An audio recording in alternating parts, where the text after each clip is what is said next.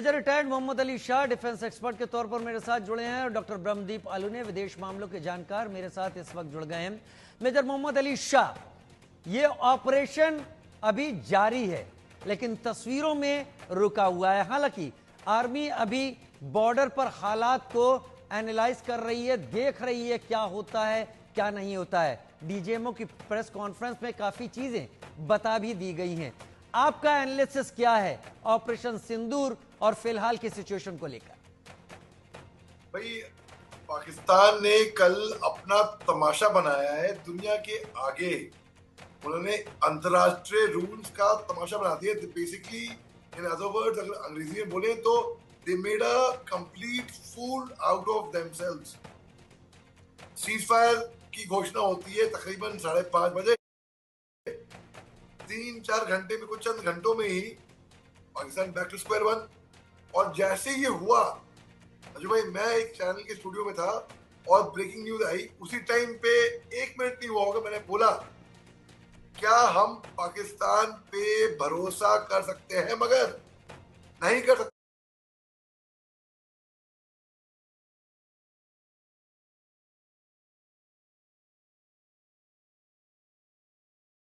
मैं उसी टाइम कह देता हम इन पे भरोसा नहीं कर सकते।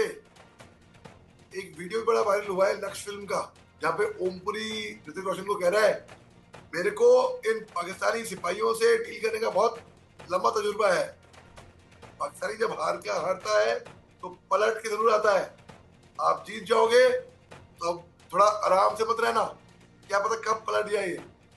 तो ऑपरेशन सिंदूर अभी जारी है, इन द सेंस कि अभी हम वेट एंड वॉच अभी हम देख रहे हैं, जहां तक मैं समझ पाया हूं, क्योंकि सीज फायर है।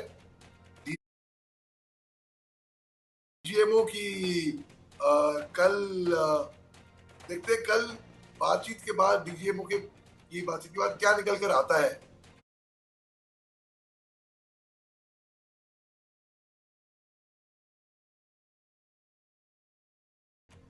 बट ये एक बात होता है, कई लोग रोज सुबह से कह रहे थे कि भाई अरे सीज फायर हिंदुस्तान को नहीं मानना चाहिए था, ये वो। मैं कह रहा था भैया सरकार में भरोसा रखो। पहली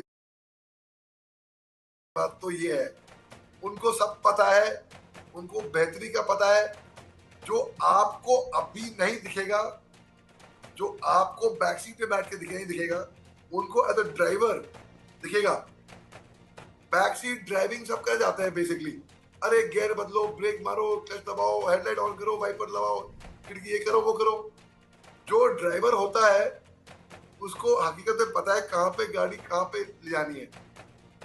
तो बेसिकली अभी जो लोग जंप कर रहे हैं, रिलैक्स, आपकी भावनाएं हम समझते हैं, मगर प्लीज हैव फेथ। ये वक्त है थोड़ा भरोसा जताने का। अगर हम बोले अरे सही मौका था, आप पीएम के भी ले आते, सब कुछ होएगा, सब कुछ होएगा। पाकिस्तान हमारे आगे घुटने भी टिकेगा। मैं आपको साबित करता हूँ एक बात। हमारे प्रधानमंत्री साहब ने कहा था बिहार में जाके, अंग्रेजी में स्पीच दी थी कि आतंकियों को हम छोड़ेंगे नहीं, उन आतंकियों को सजा मिलेगी, जरूर मिलेगी, जिसकी वो कल्पना भी नहीं कर सकते हैं। और आतंकियों की जमीन को हम मिट्टी में मिला देंगे। आतंकियों को कहा था, उन्होंने कभी नहीं कहा पाकिस्तानियों को, उन्होंने कहा आतंकियों को।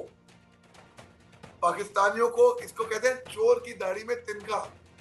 पाकिस्तानियों को लग गई मिर्ची, उनको लगा उनको धमकी दी जा रही है, क्योंकि उनको पता है दिल के किसी कोने में कि वो उग्रवादियों का साथ ही देते, उग्रवादी ही है वो बेसिकली। तो उन्हें बोला अच्छा, अगर जब हिंदुस्तान ने हमले किए 9 टारगेट्स पे, ऑपरेशन सिंदूर जब चलाया तो 9 टारगेट पे सटीक निशाना लगा, वो भी उग्रवादी के लॉन्च पैड से हो। ठीक है, मोहम्मद अली शाह से भी पूछ लेता हूं, क्या पाकिस्तान में आप सिविल वॉर के गुंजाइश देखते हैं, आर्मी और पॉलिटिकल लीडरशिप में टकराव?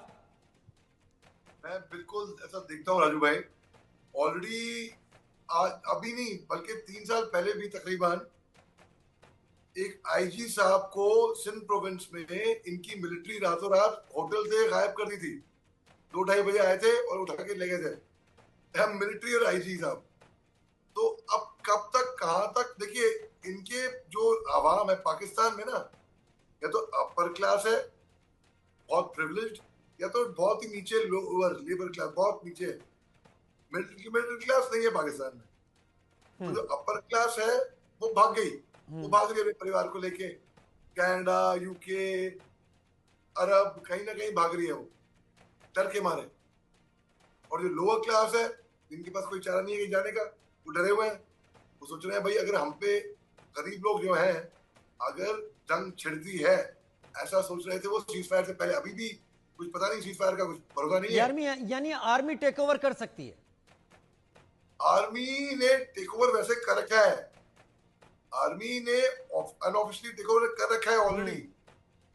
General Asim Munir is the de facto head of Pakistan. बात शरीफ बस कठपुतली है उनके हाथ में। और ये रिवाज रहा है पाकिस्तान का। देखिए 1951 में जब लियाकत अली खान का, जब पहले वजीर आजम का असैसिनेशन हुआ था, आप देखिए जुल्फिकर अली भुट्टो जो इतने पावरफुल हो गए थे पाकिस्तान में कि पूरा पाकिस्तान इनको डैडी के नाम पे बोलने लगा था। इनको जनरल अयूब खान लेकर आए थे। बाद में मिलिट्री ऑर्डर ने हाईकोर्ट ऑर्डर के तहत इसको फांसी पे लटकाया था।